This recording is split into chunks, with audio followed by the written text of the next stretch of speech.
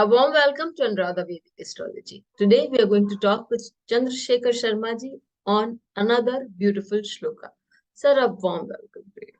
My pleasure. But before that, a big thanks to all of you for writing, sharing, subscribing, and liking our YouTube and Spotify channels and writing in your comments and suggestions there. In case you haven't liked, shared, or subscribed to our channel, please do. And do remember to press the bell icon so that you can get the updates ASAP. Sir, we always look forward to a very different and a very beautiful shlok from you. So, sir, from which We are looking at two things.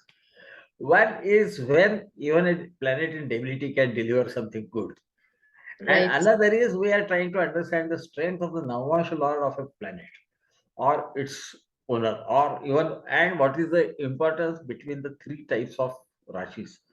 We have got Chara Rashi, we have got Sthira Rashi, and we have got Ubhay Rashi, which is cardinal, the fixed, and the dual signs. right, sir. And they have got different energies. Right, sir. And this is about those energies and how they can pass on their energy, perhaps, or even through Navamsha, to a planet which is in debility and which can deliver us some good results if we understand what is happening. This is from Jatak Parijata, written by the great Vaidyanath. I think whose father Venkatesh also wrote something similar, but on a different line in the Chandra Calendar. So this is a simple shloka. Nicha sthita graha navamsha patau trikone kendre thava chara gruhe yadi janma lagme. Which means if a planet is placed in its rashi of debility, and if the lord of the navamsha in which that planet is placed in the navamsha chakra, he is placed in either a trine or a square, and if the ascendant is again a cardinal rashi, then and or tad bhava pe chara gruhamsha samanvite. Lord of that lagna, Lord of that ascendant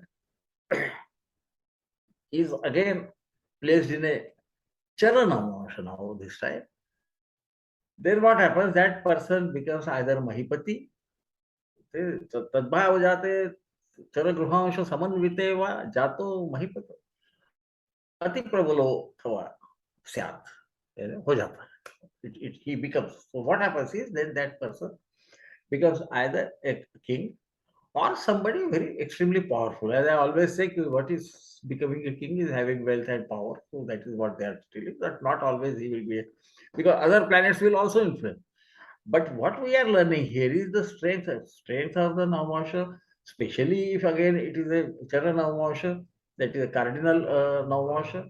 If the Lord of the Lagna, the ascendant itself is cardinal ascendant, or what we call the Chara ascendant, then even a planet in debility can deliver top class, the powerful results. So maximum energy is in the Chara Rashi, what we call as the cardinal Rashi. So three principles together come in this frame. So as I said, it is difficult to understand. The idea is planets derive their strength from the Navamsha. Right. So what is happening is naturally, and that is something called as Kalabala. And then there is Thanabala. Here they are talking about that Navamsha Lord. If he is strong, he passes on his strength to that planet in debility. Plus, he is also placed in a trine or a square. So he gets additional strength. That because he is cardinally he has strength. Plus this is strength, and all this is passed to that planet in debility, which generally people think can only give the negative results. So, and importance of even the ascendant is made very abundantly clear here, and that perhaps is why in Nadi also they say Chandra Lagnam Shariram Syat Lagnam Syat Prana Sandhaka. That means the ascendant seen from moon is only a body which has no life in it. The life comes from the Lagna. And so here about four principles are, sort of strung together in a beautiful, we can say, garland of information for, and that's why I think it is not easy to understand the first instance. Because we Sir, know so that there is a Nicha Bhanga Rajyoga when something happens, etc. Here, that is not happening. This is something different. So, right, sir. So here, when we say that first we are looking into the lagna, we are seeing it's a yeah, chara lagna. That is, it's a yeah. movable lagna. Then we are seeing the debilitated planets placement in the The D9. Lord of that, Lord That of that, Lord, that Lord, yeah. wherever it is, In it the should be Namansha, the Namansha Lord, yeah, yeah. He should be, that yeah, that Navamsha Lord should be placed in the Kendra or Trikona in the D1 chart, yeah. and even in the D9 chart when it's well placed, especially in the Should be in Kendra or a, the yeah. yes, It and should be in a cardinal Rashi. that too in a cardinal Rashi. So he Then gets more strength, more strength. Let us put it this way. and that so sir, here when does it impart? The question is that's a natal promise of the chart. Yeah, But when yeah. does it come to fructification? It would naturally come to fructification during the Mahadasha of that planet in debility. One. Okay. And since it talks about the Rajya, the recognition, I mean, when you are a king or you are a powerful person, you are recognized as such. Then only the ancients used to say. So naturally, the Antardasha, etc., would be perhaps of the 10th Bhav Lord. And simultaneously, at that time, in transit, a benefic planet like Jupiter or even Mercury without any other planet being with him, even Venus if he is alone, should be aspecting the 10th house. And that is when all these three factors come into picture and then the actual event occurs.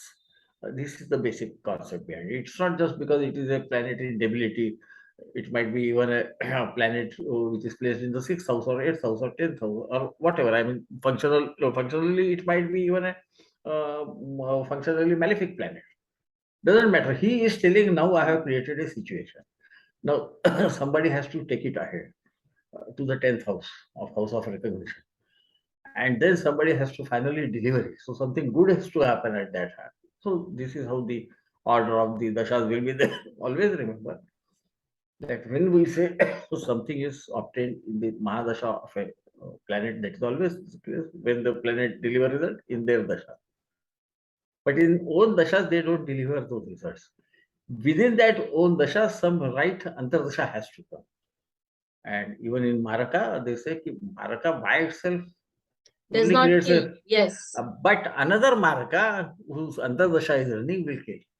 Right. So this is the entire gamut of it, and that is why it is a complex shloka, but we take it one at a time. Okay, Navamsha Lord gives strength. Who gives strength to the Navamsha Lord? Being in a cardinal Navamsha. Again, if ascendant is powerful, everything becomes powerful. So ascendant Lord has to have this thing. How one he has to be cardinal, and then his Lord has to be in a cardinal state. And that is how entire thing happens. Navamshapati also. So Navamsha strength or importance of Navamsha in assessing strength and even converting the weakness into strength Strength. is very much explained here. It becomes complex initially to understand, but we understand these three factors once they are together. Then even a debility planet can give you strength and whatever you want. Right? Thank you so much for this wonderful dictum. So people out there who have a planet in debility, please don't be afraid. Sometimes that is this very debilitated planet can give you lots. Now we know the reason why and we know how. For the way, you have to look into the dasha, antardasha, and see a transit coming your way. Till we meet with you again, stay tuned. Thank you. Thank Please you hit the so bell much. icon for fresh updates. Don't forget to like, share, and comment on the videos, and please subscribe to our channel.